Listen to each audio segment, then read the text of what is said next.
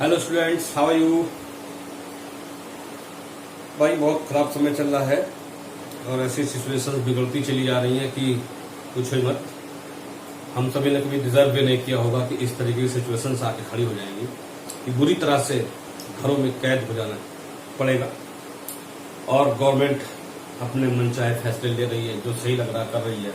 कहीं तो कुछ सही भी है, कहीं कुछ मुझे लगता है ऐसा कि ये फैसले गलत भी है। खैर, उन सभी के बीच में हमको इस सिचुएशन से निपटना है और देखना है आगे क्या हो सकता है, क्या बेहतर हो सकता है और कब तक सिचुएशंस कंट्रोल में आएंगी। चलिए आज के अपने वीडियो में मैं आपको ले चलता हूं बेसिक नॉलेज ऑफ ग्रामर। जी हाँ, parts of speech. Parts of speech में हम लेके चलेंगे। सबसे पहले पार्ट्स ऑफ स्पीच में है क्या क्या, और इसके बाद हम चलेंगे सबसे पहला चैप्टर जो आपका आता है उसमें नाउन, उस पर रोशनी डालेंगे और देखेंगे कि वास्तव में एक्चुअल में नाउन है क्या। ठीक है, तो सबसे पहले हम पार्ट्स ऑफ स्पीच देख लेते हैं, क्योंकि जब भी कोई आप काम करने चलते हैं तो उसका पुर्जा आपको जानकारी में होना चाहिए। सबसे पहला पॉइंट, नाउन मीन्स संज्ञा, प्रोनाउन मीन्स सर्वनाम, वर्ब क्रिया,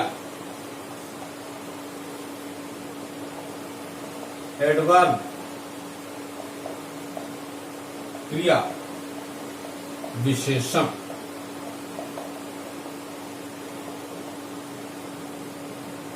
one two three four five, adjective, विशेषण,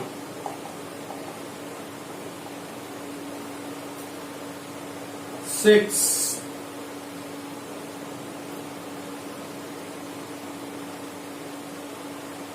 conjunction, seven, interjection, eight, preposition,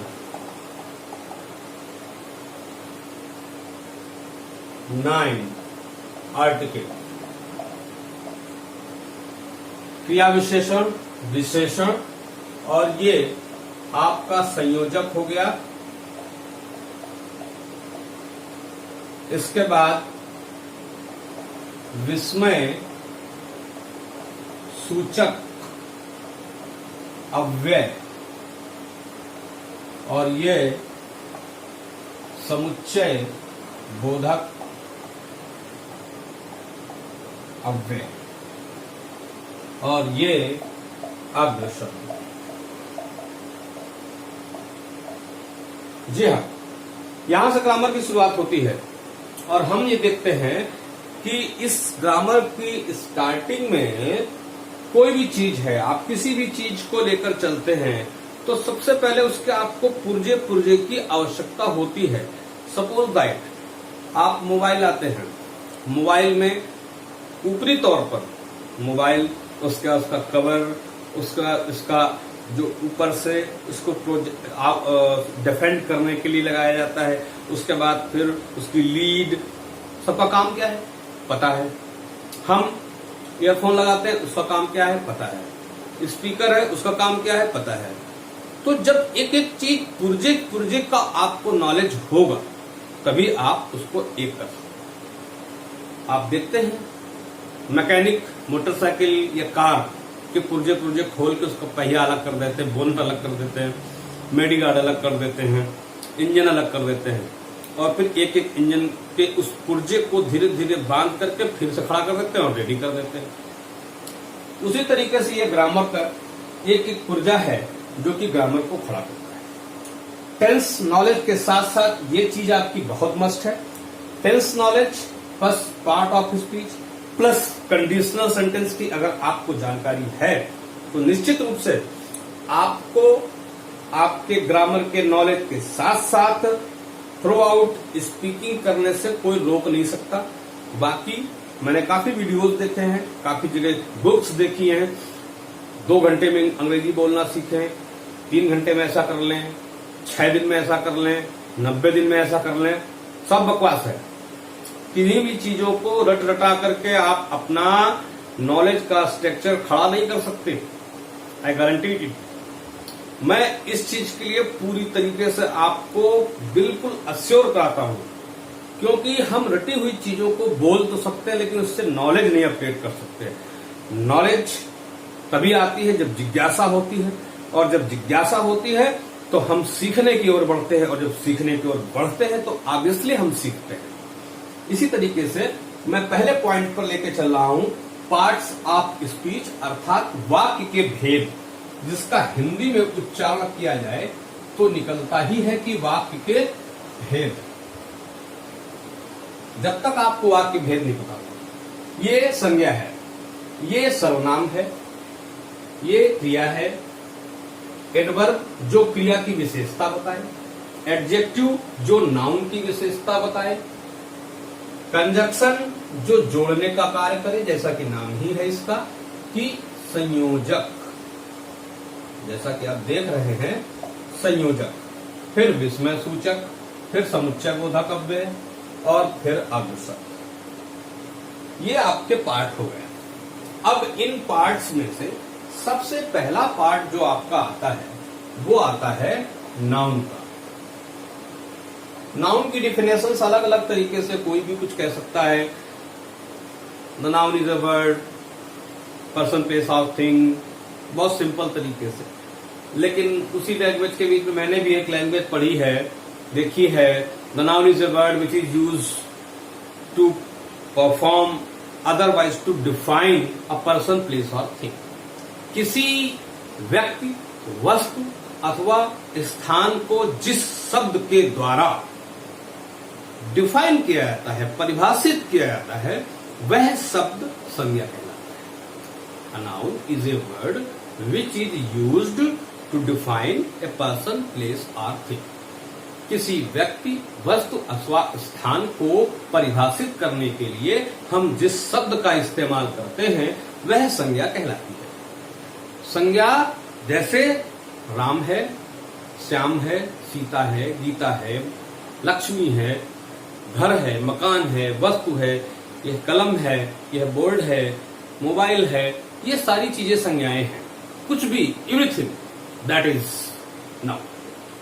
अब हमको अगर ये पता है, ठीक वैसे ही जैसे कि अब नाउन पे हम डिस्कशन करते हैं, तो नाउन की डिफिनेशन में लिख ही लेता हूं। The noun is a word which is used to define a person, place or thing, etc.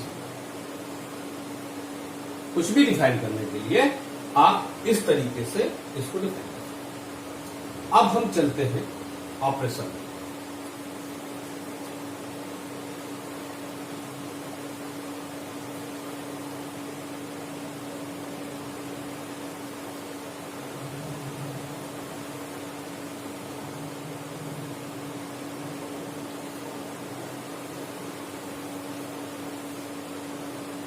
हाँ, मैं बात कर रहा था कि अब नाउन तो हो गया, लेकिन कैसा नाउन है? ठीक उसी तरीके से जैसे नमक। नमक आपका एक सादा नमक होता है जिसे हम अक्सर अपने भोजन में इस्तेमाल करते हैं। एक काला नमक होता है जिसको काला या लाल नमक बोला जाता है। एक सेंधा नमक होता है, उसका भी इस्तेमाल होता है। तीनों अलग अलग हैं, तीनों का स्वाद अलग अलग है, तीनों के कार्य अलग अलग हैं।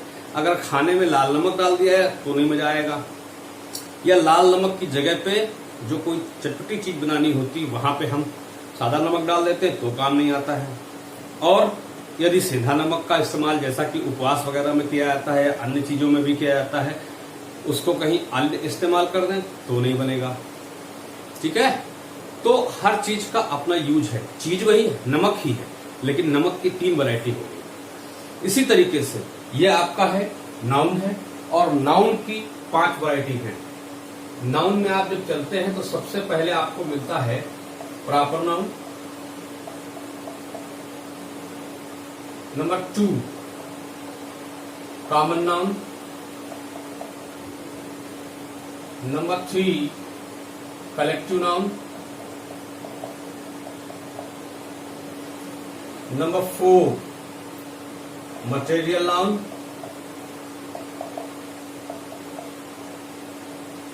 Number 5 abstract noun.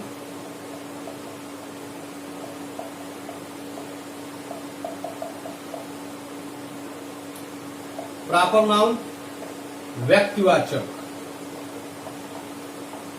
संज्ञा, कॉमन नाउन जातिवाचक संज्ञा, कलेक्टिव नाउन समूहवाचक संज्ञा,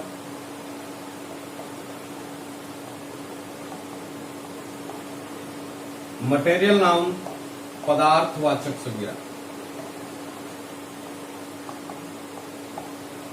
और ये भाववाचक।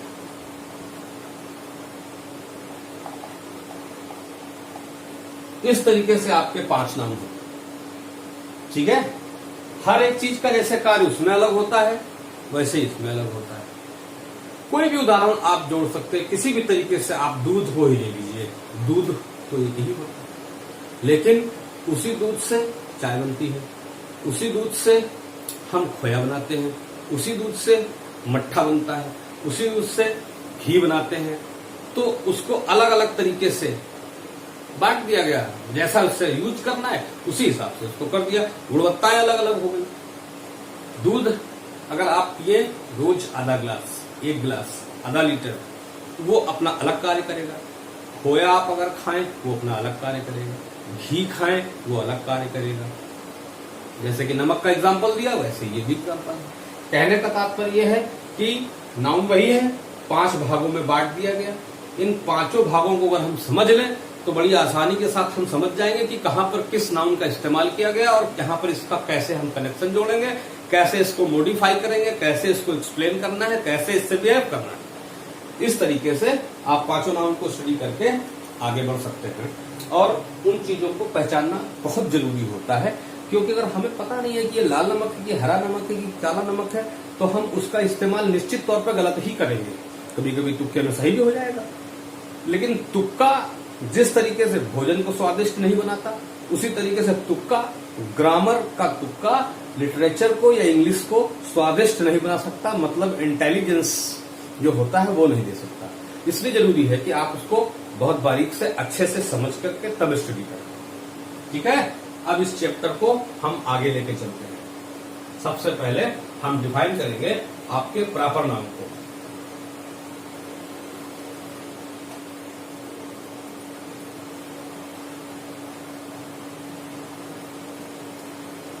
प्रॉपर नाउन वह संज्ञा है जिसको हम व्यक्ति के रूप में इस्तेमाल करते हैं, व्यक्तिवाचक संज्ञा है।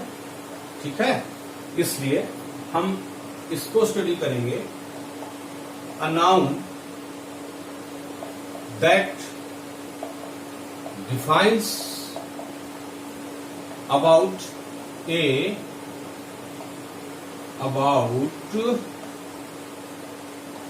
a particular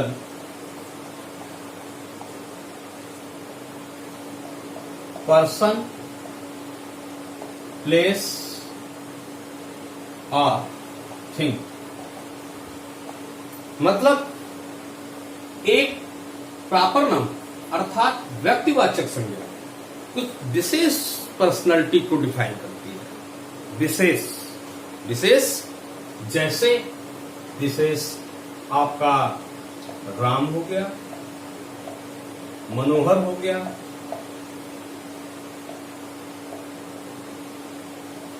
ठीक है, या कोई बड़ा व्यक्ति जैसे महात्मा गांधी हो गया,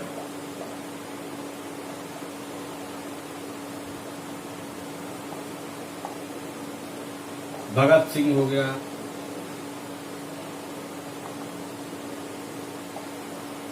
इस तरीके से ये आपका, इसके साथ साथ ताजमहल हो गया, पार्ले जी, ब्रिटानिया, लाइक दैट, ठीक है।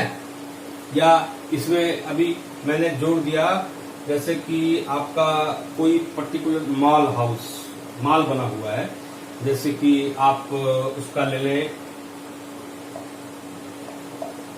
बिग बाजार, जेड स्क्वायर,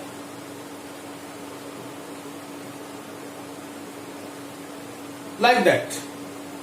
मतलब किसी विशेष व्यक्ति, वस्तु अथवा स्थान। पार्ले जी क्या है?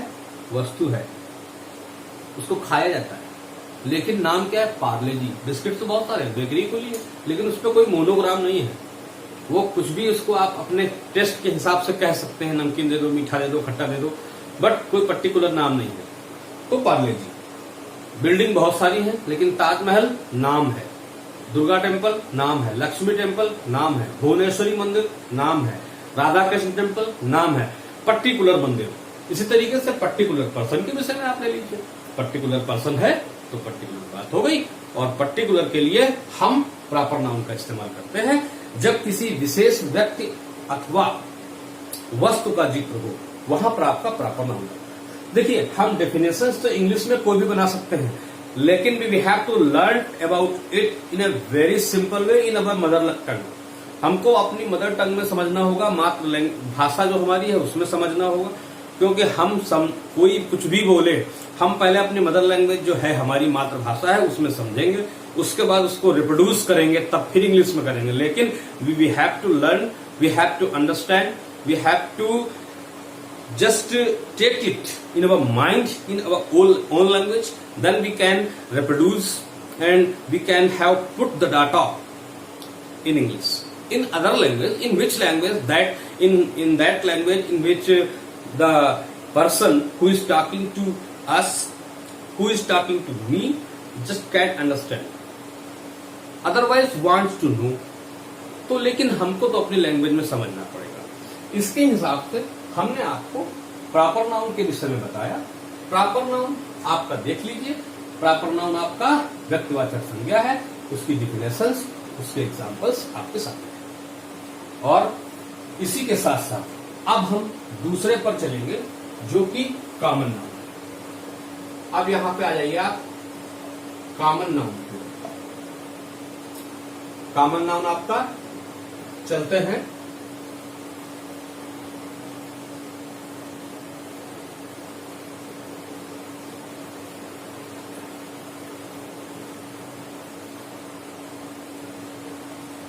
जातिवाचक संज्ञा। अब कॉमन नाउन में जातवाचक संज्ञा का मतलब ये है, a noun that defines about person, place और thing which are related to same category or status। एक ही कैटेगरी से, एक ही जाति से, एक ही लेवल से, एक ही स्टेटस से आने वाले जो भी चीजें हैं उनको हम इसमें रखेंगे, किसमें? कॉमन नाउन में रखेंगे। एग्जाम्पल के तौर पे आप देख सकते हैं डॉक्टर, टीचर, इंजीनियर और कोई भी नर्स, लाइक दैट, etc। मतलब एक ही। अब जैसे डॉक्टर है तो वो डॉक्टर ही कहा जाएगा, चाहे हमारे करीब में हो, किसी छोटे से सरकारी अस्पताल में, या नर्सिंग होम में हो, या उससे बड़ा हो। ऐसा तो नहीं उसको डॉक्टर को डॉक्टरा कहा जाएगा। छोटा इंजीनियर है, बड़ा इंजीनियर, जो भी है, कैटेगरी उसकी है, सीनियर इंजीनियर हो गया, स्पेशलिस्ट हो गया, but first word for him is called the same. चाहे वो टीचर हो, टीचर भी ले लीजिए आप, प्राइमरी में होता है तब भी टीचर कहा जाता है, जूनियर में होता है तब भी टीचर कहा जाता है। बस इंटर लेवल पहुंच गया उसको लेक्चरर कर दिया, लेकिन हाई स्कूल लेवल तक इंटीग्रेट टीचर। इंटर में गए, क्या है भैया, भैया टीचर है, किस उसमें हो, किस डिपार्टमेंट में हो, भैया लेक्चरर है। उससे ऊपर बढ़ा, टीचर कहाँ, डिग्री कॉलेज में, क्या है, प्रोफेसर है। तो स्टेप बाय स्टेप उसकी कैटेगरीज में थोड़ा सा एक एक स्टार लगता चला जाता है। वैसे ही जैसे पुलिस का है भैया, पुलिस में क्या हो, कांस्टेबल है, फिर क्या है, सीनियर कांस्टेबल है, हेड कांस्टेबल है, हम एसएसआई हैं, हम एसआई हैं, हम उससे ऊपर, मतलब पहला ग्रुप क्या आता है, वही आता है जिसमें वो वर्क कर रहा है। तो उसी हिसाब से ये आपका doctor, teacher, engineer, nurse, otherwise any, वो जो भी वह वर्ड जो किसी भी एक समुदाय को संबोधित करता हो, एक ही कैटेगरी को संबोधित करता हो। समुदाय को क्या, कैटेगरी को, एक कैटेगरी को से एक वर्ड से सभी को संबोधित करता हो, ऐसा वर्ड आपका कॉमन नाउन है। ठीक है, इस तरीके से आपका कॉमन नाउन तैयार रहता है। और फिर हम आते हैं कलेक्टिव नाउन की ओर।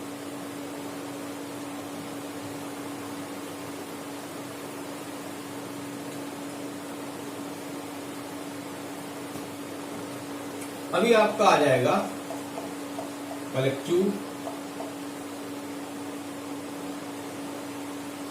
नाउन, और कलेक्टिव नाउन को हम हिंदी में लिखते हैं समूहवाचक। समूहवाचक संज्ञा, a noun that defines the group of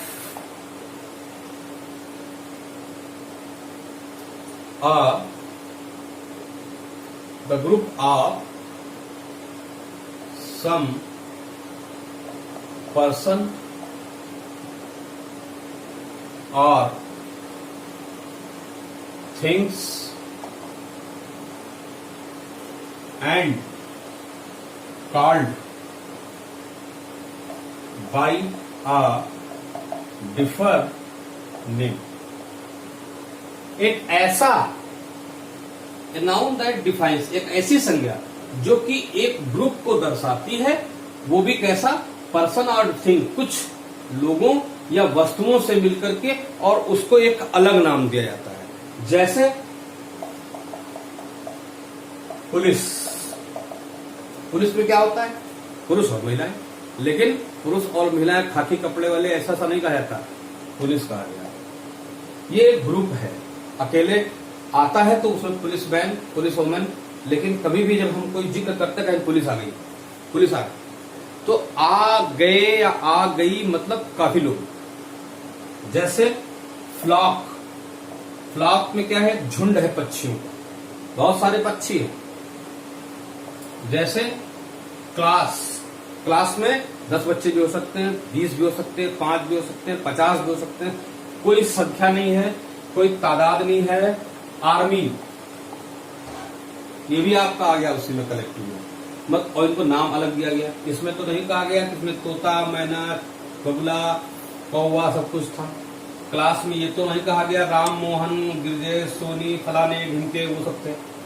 army में भी नहीं कहा गया मधुसूदन, फलाने, ढिमाके, ये नाम के, सीधे क्या वर्ड दिया गया, आर्मी दिया गया। इसी तरीके से जो ऐसे नाउन हैं जो मिल करके एक समूह बना लेते हैं और उनको एक अलग नाम से संबोधित किया जाता है, वो आपके कलेक्टिव नाउन के नाम से जाने जाते हैं। ठीक है, अभी आपके अन्य 2 चैप्टर बचते हैं इसके बाद, अब हम उस पर चलेंगे, और वो आपके आते हैं मटेरियल नाउन। Material noun. और मटेरियल नाउन को हम संबोधित करते हैं पदार्थवाचक, पदार्थवाचक संज्ञा से।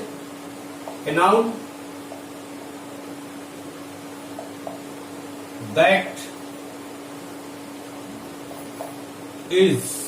that defines some such things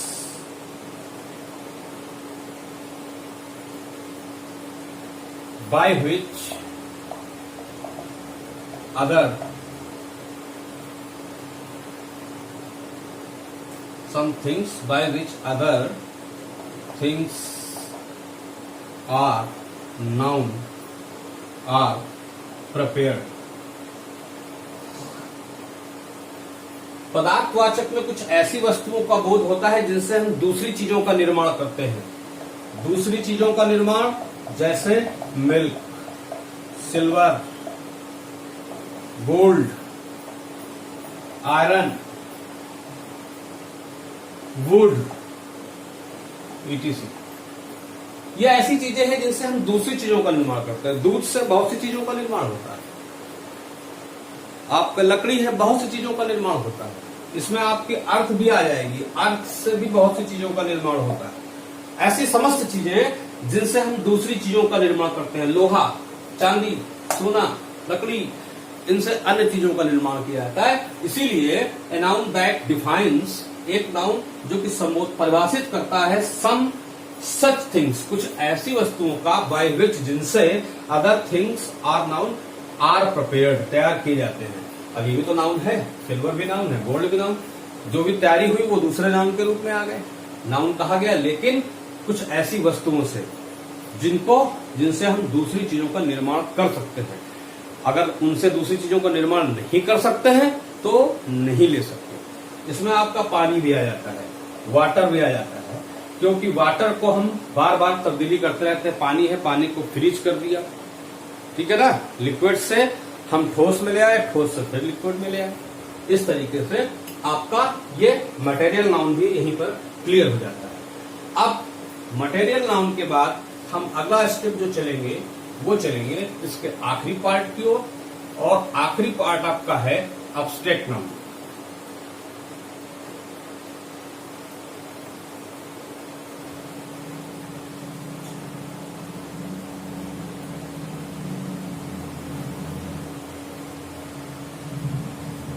यह आपका है एब्स्ट्रैक्ट नाउन, भाववाचक संज्ञा। A noun that defines such things that can be felt but not seen। एक ऐसी संज्ञा जिसमें हम उन चीजों को केवल महसूस कर सकते हैं, देख नहीं सकते, वो भाववाचक संज्ञा के रूप में आती है।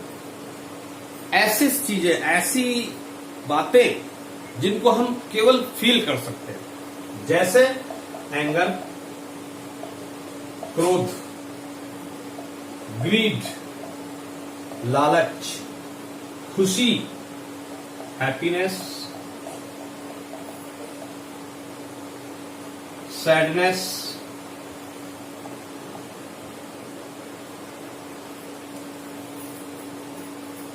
इनवी, ईर्ष्या,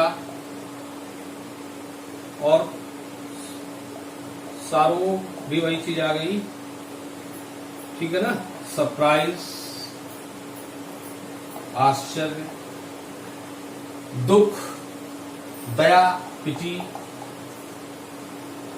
दुख, दया, खुशी, ये सारी चीजें क्या है, हम दूसरे के चेहरे को देख करके कितना उसे दुख है, कितना वह सुखी है, कितना क्रोधित है, कितना खुश है, केवल महसूस कर सकते हैं, अंदाजा लगा सकते हैं, but we can not measure them. हम उनको तौल नहीं सकते, हम उनका मेजरमेंट नहीं कर सकते, उनको किसी पैमाने में नाप नहीं सकते कि आज आधे किलो खुशी है या 1 लीटर दुखी है या 5 किलो ये आज आश्चर्यचकित है, ऐसा नहीं कर सकते। हम केवल उनको मेजरमेंट के बजाय महसूस कर सकते हैं और उसका अंदाजा लगा सकते हैं कि how much happy he is, how much कितना दुखी, कितना सुखी, कितना क्रोधित। इस तरीके से ये आपका चैप्टर क्लियर हो जाता है और एब्स्ट्रैक्ट नाउन के साथ साथ आपके 5 नाउन क्लियर होते हैं। इसको अच्छी तरीके से स्टडी करिए, देख लीजिए और यदि कहीं पर कोई दिक्कत आती है तो इसको आप कमेंट करिए, मैं उसको मॉडिफाई करूंगा, उसको फिर से डिफाइन करूंगा और आपसे आशा करता हूं, आपसे अनुरोध करता हूं कि इस चैनल को अधिक से अधिक फैलाएं ताकि बहुत सारे लोग लाभान्वित हो सके। इसलिए स्वयं चैनल को सब्सक्राइब करें, स्वयं इसको शेयर करें, लाइक करें और कमेंट में अपने विचार दीजिए कि आप कैसा एहसास कर रहे हैं। मेरे द्वारा बताई हुई चीजें आपको कहां तक संतुष्ट कर रही हैं, सूचित करते हुए चलें ताकि मैं आगे की चीजों में यदि कहीं कोई कमी रह रही है तो उसको पूरी कर सकूं। Okay, good day friends.